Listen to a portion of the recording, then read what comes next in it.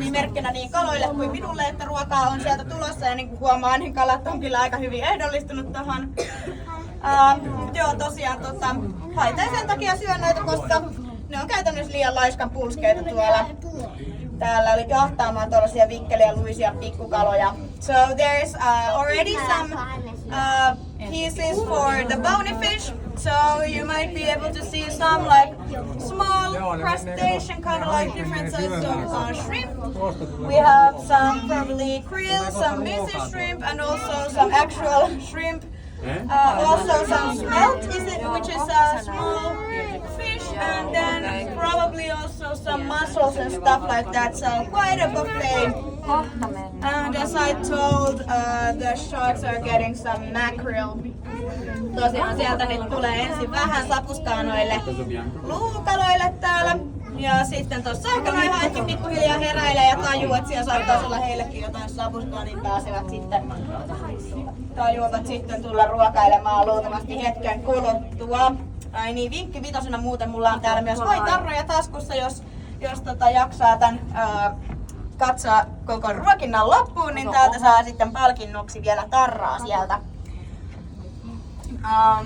So, yes, as you can see, the bony fish have pretty much eaten now for the most part, I think.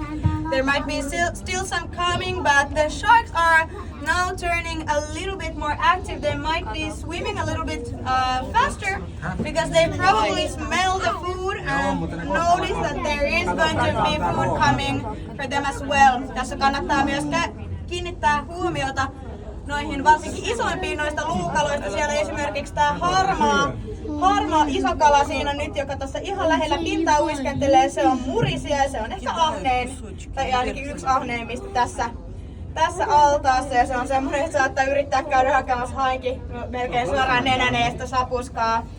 Vähän tosiaan semmoinen ehkä uhkarohkea tyyppi.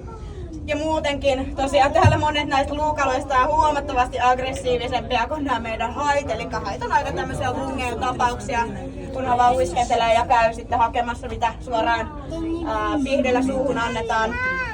Kun sitten taas esimerkiksi nämä pienemmätkin luukalat, kuten nämä pystyraidalliset mustavalkoiset ylikersuttikalat, niin saattaa käydä ihan näykkimässä, vaikka haita ei pistä, jos ne tulee liian lähelle niiden reviiriä.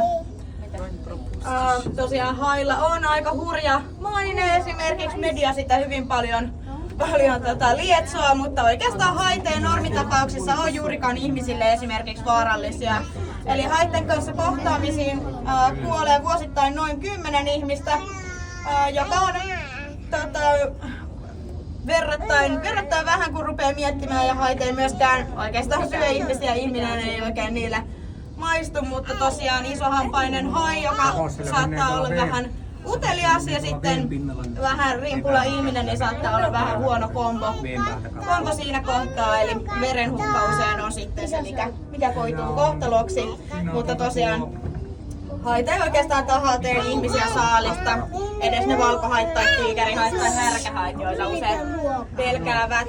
Mutta sen sijaan ihmiset tappaa noin 100 miljoonaa haita vuodessa, joka on aika kestämätöntä, koska hait myöskin toimittaa erittäin tärkeää avainlajin roolia tuolla merissä. Monet niistä on tämmöisiä huippupetoja, joita ilman sitten saattaa olla vähän laajempiakin ekologisia seurauksia. Sitten siellä saattaa mennä kaikki ravinneketjut merissä ihan täysin uusiksi. So, as many of you might know about the kind of like bad reputation that sharks get, mainly in the media, Hollywood, so on. Sharks don't really deserve it. So many people think of shark as these monster fish and crazy killing machines, but really they're just animals that might be a little bit curious, and they might investigate with their teeth, which might be pretty bad. There's now some mackerel for the shark.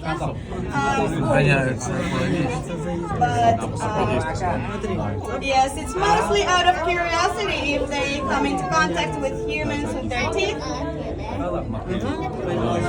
But sharks don't really kill or eat humans or anything.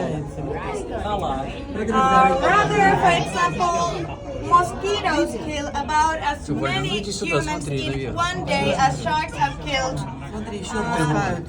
during 100 years. There is some discrepancy there. Siellä on tosiaan vähän makrillia siellä noille hoille ja niin kuin huomaa, niin ne kyllä siitä makrillista kovasti tykkää. Sitten taas jos siellä on vaikka jotain vähän rasvaisempaa kalaa, kuten silja tai turskaa, niin se ei sit välttämättä ihan niin hyvin niille kelpaakaan.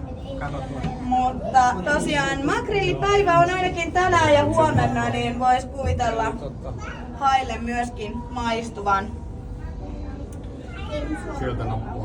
Ja tosiaan nämä meidän hait saa joka ikinen päivä ruokaa suoraan pihdellä suuhun.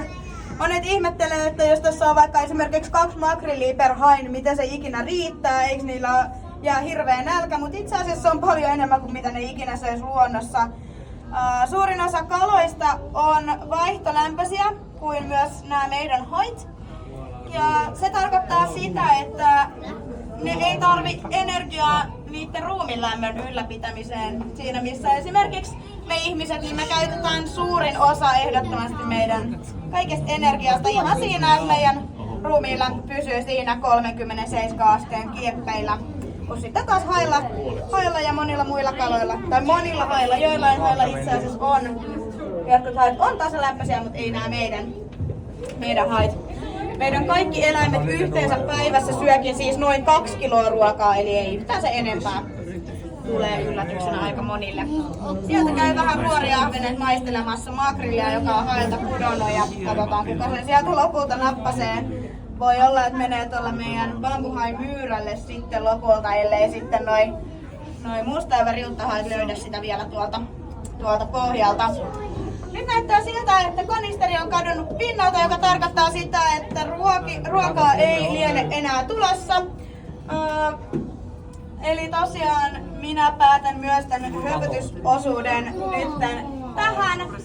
Niin kuin lupasin, niin multa voi tosiaan näitä tarroja tulla tästä vielä hakemaan. Ja meillä on täällä tasatunneina ruokintoja. Seuraavana meillä on sellainen spektaakkeli kuin merihevosten ruokinta-altaalla 26 kello 4. Eli käykää ihmeessä katsomassa, jos satutte olemaan paikan päällä.